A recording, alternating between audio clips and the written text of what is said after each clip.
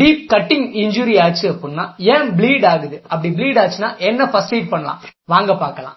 உதாரணத்துக்கு காய்கறி நறுக்கிட்டு இருக்கும்போது கவனம் இல்லாம காய்கறியோட சேர்த்து நம்ம கையையும் நறுக்கிடுவோம். அப்படி நடக்கும்போது என்ன ஆகும் அப்படின்னா அங்க உள்ள பிளட் வெசல்ஸ், அதுக்கப்புறம் உள்ள இருந்து சின்ன சின்ன கேபிலரிஸ் இருக்கும், அது எல்லாமே கட்டாக ஆரம்பிச்சிடும். அப்படி கட்டான உடனே என்ன ஆகுது அப்படின்னா ப்ளீடிங் ஹெவியா வர ஆரம்பிச்சிருக்கு. நம்ம இன்ஃபிளமேட்டரி ஃபேஸ் உள்ள வராங்க. அவங்க உள்ள வரும்போதே பிளட் வெசல்ஸ் எல்லாமே சுருங்க ஆரம்பிச்சிடும். அதுக்கடுத்து பிளேட்லெட்ஸ் எல்லாமே அங்க ஒரு பிளேக் மாதிரி ஃபார்ம் ஆக ஆரம்பிச்சிடும்.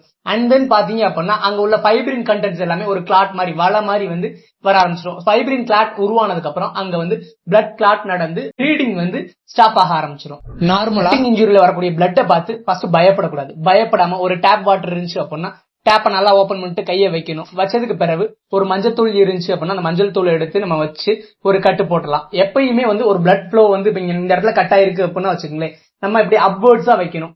எப்பயுமே பிளட் ஃப்ளோக்கு கீழ் நோக்கி நம்ம வைக்க கூடாது, அப்வர்ட்ஸா வைக்கணும். அதுக்கடுத்து பாத்தீங்கன்னா ரொம்ப ஹெவி ப்ளீடிங்கா இருக்கு, என்னால இதுக்கு அரெஸ்ட் ஆகல அப்படின்னா இமீடியட்டா டாக்டர்கிட்ட போய் கன்சல்ட் பண்ணிட்டு ஹாஸ்பிட்டல் போறதா நல்ல விஷயம்.